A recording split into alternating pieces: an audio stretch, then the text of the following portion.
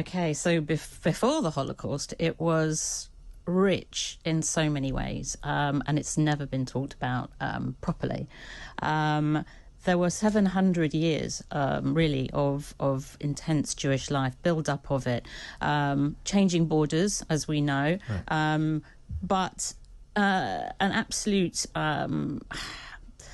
it was a joy. It was poor, but it was also rich. It was art, it was music, it was poetry, it was Yiddish. Specifically, we're talking about Chagall, we're talking about language. 700 years. Now, we think about that here. That goes back past Henry VIII, past all of those things that we think are in the great sort of part of our early modern medieval history. Absolutely. That's how long these Jewish communities had settled across that part of the world and the part of the world that you work in. Yeah, absolutely. And it's and of course it was all destroyed. Well, almost all destroyed. All of it was destroyed. Almost. But what happened then after the war, and bearing in mind that Belarus was part Poland and during the war, and it had changing borders, and it's very complicated. A lot of people don't understand it.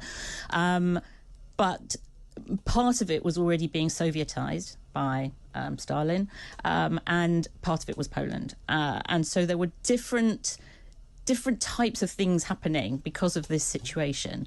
But after the war, the borders that is Belarus now, those Jewish people couldn't tell their story. They couldn't speak. There are still people there, still alive today, who lived through that, who have yet to tell their stories.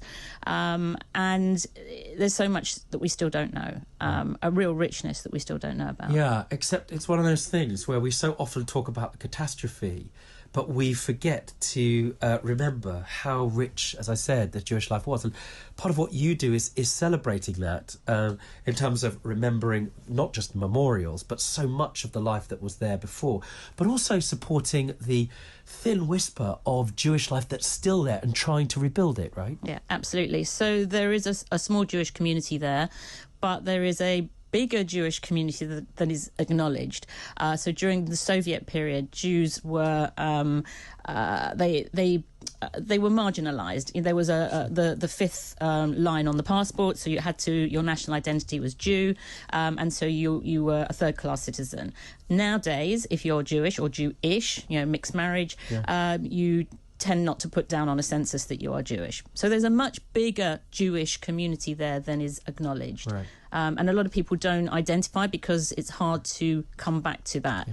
So, yeah. Now, I know you have to be quite careful because you're working in that community. I have very strong opinions, obviously, about Belarus and its inadequate, in my view, and I think on any views, failure to kind of acknowledge so many of the horrors that took place. And, of course, their ongoing complicity in what's taking place in Ukraine. One of the things that I experienced on the ground of Belarus, as anybody would see my documentary, was this mass grave. And to some extent, I wonder, Deborah, part of the reason it's so hard to talk about is because so much of what happened on that ground in Belarus isn't a story that's been told. It's a story of mass graves. It's a story of local communities killing their Jewish neighbours. It is depravity at its absolute worst. Millions of people killed, not in the clinical horrors of gas chambers, but with bullets to the head. Absolutely, yeah. It was a Holocaust by bullets, and yes, everywhere you go in the country, you will find memorials or signs of that. But it's also a place where there was Jewish resistance. And that's really important. Yeah, the Bielski brothers, for Absolutely. instance. Just tell us that a bit before we move to what the message of Together Plan is. So the Bielski brothers is an amazing story. If anybody's seen the film of Defiance. And that's where it takes place, right? Absolutely, in the Nalaboki forest. Yeah. But that site has never been memorialised. It's not a protected heritage site, and that is a site that we're now working on to take people. We've got somebody working with us in Yad Vashem, coming to do some scientific work there. And we are in touch with a lot of the Bielski family, the descendants. So that story we're bringing to life. And that's something to celebrate, right? That's really important. And it's all about celebration. So you go as part of the Together Plan to find Jewish life wherever it is, bring it together and celebrate it, but also to be part of this memory, both of the horrors and the enduring memorial, so we understand, and we're part of that conversation of not letting history repeat itself, but also to celebrate those 700 years of Jewish life that was there before. Absolutely. Now, as we go to look at the Together Plan's website, what should we know? Just give us a message about Jewish life and about Together Plan. So we're called the Together Plan because we really do want to bring the stories together. We want people all over the world who have this Belarusian Jewish ancestry to come and tell us their stories, to join us in this celebration and to help us to tell the story, because we're building a Jewish cultural route through the country.